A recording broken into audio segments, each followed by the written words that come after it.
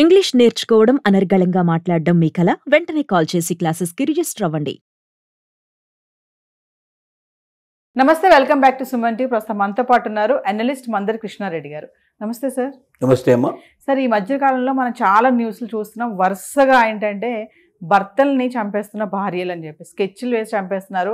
ఇక్కడ ఏంటంటే మెయిన్గా ఇల్లీగల్ అఫైర్స్ వల్ల, లవర్ ఉండడం వల్ల, మంచి పిల్లలు భర్త ఉన్నా కూడా ఆడవాళ్ళు ఒకేసారి టర్న్ అయిపోయారు.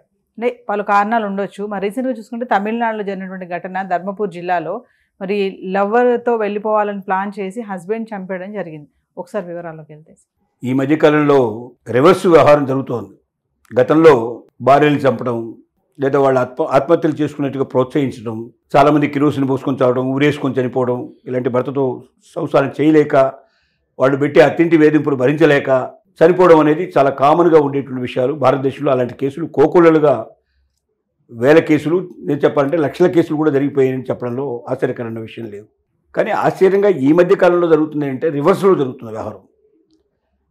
భర్తల్ని చంపేటువంటి భార్యలు, పెళ్ళయి ఇంకా శోభనం కూడా జరగనటువంటి వాళ్ళు తన భర్తను వదిలించుకోవడానికి ప్రియుడితో కలిసి పన్నాగం పన్ని మరి ఎక్కడికో శోభన హనీమూన్కి తీసుకెళ్ళి మరి చంపేసిన కేసులు మనం చూసాం. ఇప్పుడు తమిళనాడులో జరిగిన కేసు కొంచెం డిఫరెంట్ది. అంటే బాగా చదువుకున్న వాళ్ళు, తెలివితేటలు ఎక్కువ ఉండేటువంటి వాళ్ళే ఈ పని చేస్తారని మనం అనుకుంటే కాదు.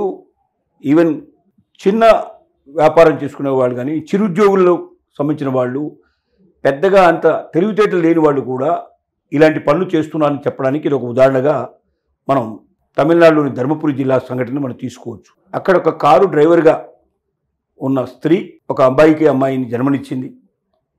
చక్కటి కుటుంబం. అతను కారు డ్రైవర్గా పనిచేస్తున్నాడు, కష్టపడి సంపాదిస్తున్నాడు, తీసుకొస్తున్నాడు, కుటుంబం హాయిగా ఉంది, పిల్లలు చదువుకుంటున్నారు, జరుగుతోంది. బహుశా అతను కారు డ్రైవర్ కావడం వల్ల ఎక్కువసేపు ట్రావెలింగ్లో ఉంటాం, ఇంటికి రెగ్యులర్గా రాలేని పరిస్థితులు కొన్ని ఉండవచ్చు. ఎందుకంటే కారు డ్రైవర్గా ఉన్నవాడి పరిస్థితి ఎట్లా ఉంటుందో మనకు తెలుసు. కంపెనీలో పనిచేసే వాళ్ళ పరిస్థితి ఇంకా ఘోరంగా ఉంటుంది. ఎప్పుడు బయలుదేరాలంటే అప్పుడు బయలుదేరాల్సిందే, యజమాని ఎప్పుడు వెళ్ళాలంటే అప్పుడు వెళ్ళాల్సిందే. తమ చేతిలో టైం ఉండవు. ఈ టైం ప్రకారం వస్తాడు, ఈ టైం ప్రకారం జరుగుతున్నట్టు పరిస్థితులు ఉండవు. బహుశా అతను భార్యని సంతృప్తి పరచలేకుండా ఉండే పరిస్థితి ఉండొచ్చు. ఆమె కోరుకున్న కోరికలు ఏమున్నాయో మనకు తెలియదు. భర్త తనతో సమయం ఎక్కువ కాలం గడపాలని కోరుకొని ఉండొచ్చు, లేదా ఇంకా ఎక్కువ బాగా బతికేటువంటి పరిస్థితులు ఉండాలని కోరుకొని ఉండొచ్చు. ఏదేమైనా పోనీ తను ఎవరి ప్రేమలో పడిందంటే ఏదో గొప్పవాడి ప్రేమలో కూడా పడలేదు. ఒక సెలూన్, మామూలుగా ఈ ఎవరైతే బార్బర్స్ ఉంటారో అలాంటి ఒక బార్బర్ ప్రేమలో పడింది. వాడు సెలూన్ నడుపుకుంటున్నాడు. మరి ఆ సెలూన్ నడిపేవాడు మధ్య మధ్య సమయం తీసుకొని ఇంటికి వచ్చేవాడేమో. బహుశా పక్కనే దగ్గరగా ఉండేటువంటి సెలూన్ ఎక్కడో దగ్గరగా ఉంటుంది. బహుశా వాళ్ళిద్దరి మధ్య ప్రేమ చిగురించింది, ఇద్దరి మధ్య శారీరక సంబంధం ఏర్పడింది.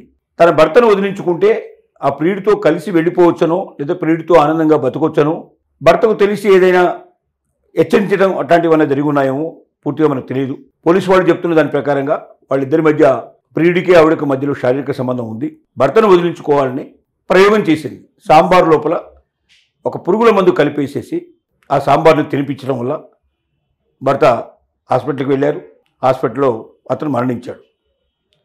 పోస్ట్ మార్టం రిపోర్ట్లో తెలిసింది ఏంటంటే పురుగుల మందు అతనికి తినడం వల్ల జరిగింది, అతను తిన్న ఆహారంలో పురుగుల మందు ఉంది అని తేల్చారు. ఇప్పుడు అందరికీ అనుమానం ఏమొచ్చిందంటే, మరి అతను తిన్నటువంటి ఆహారం ఎప్పుడు తిన్నది? ఇంటికి వచ్చిన తర్వాత భోజనం చేసిన తర్వాతనే ఆ తర్వాత ఈ ప్రాబ్లం ఏర్పడింది. ఇక్కడ తీసుకొచ్చి హాస్పిటల్లో జాయిన్ చేశారు. మరి భోజనం పెట్టింది భార్య కాబట్టి భార్య మీదకి అనుమానం వెళ్ళింది. అంతకుముందు బయట ఎక్కడైనా తినొచ్చాడంటే అలాంటి అవకాశాలు ఏం కనబడలేదు. భార్యని పరిశీలించడానికి ప్రయత్నం చేశారు. భార్యకి అనుమానం వచ్చి ఆ భార్య ఫోన్ తీసుకొని ఫోన్లో మొత్తం వెతికితే చాట్ చేసింది.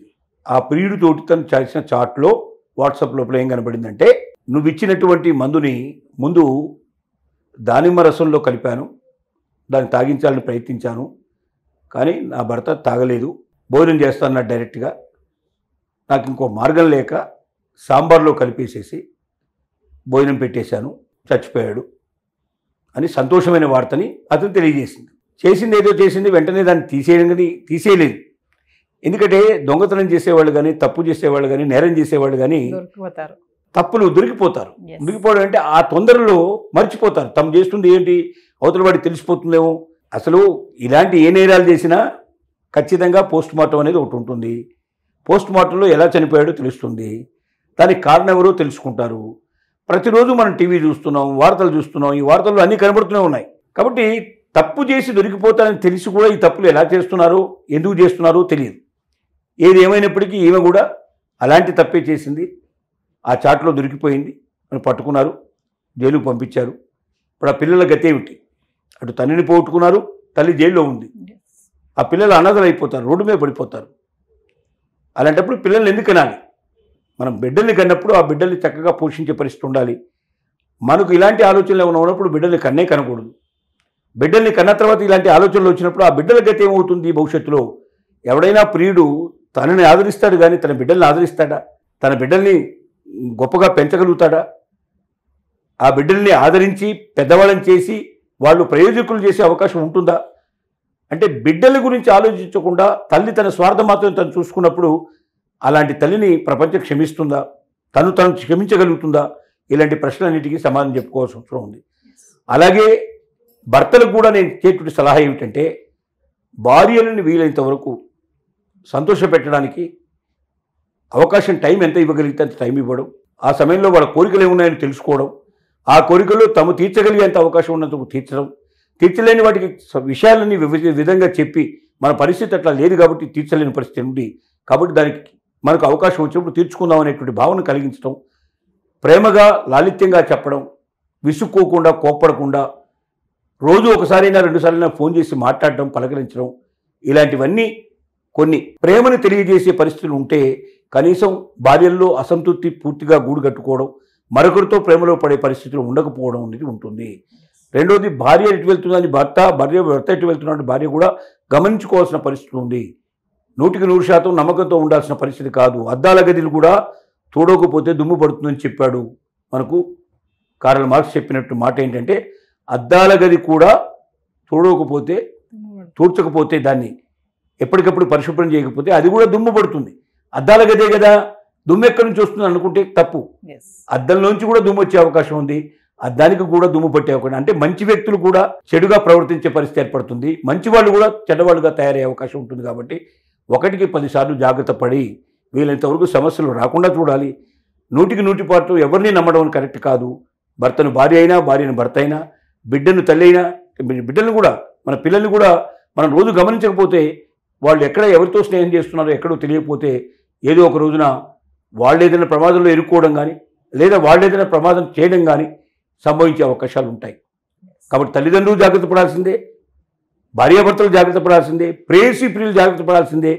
ఈనాడు ప్రపంచంలో ఎవరిని నమ్మే పరిస్థితి లేదు. నమ్మితేనే మోసం జరుగుతుంది, నమ్మకపోతే మోసం ఉండదు.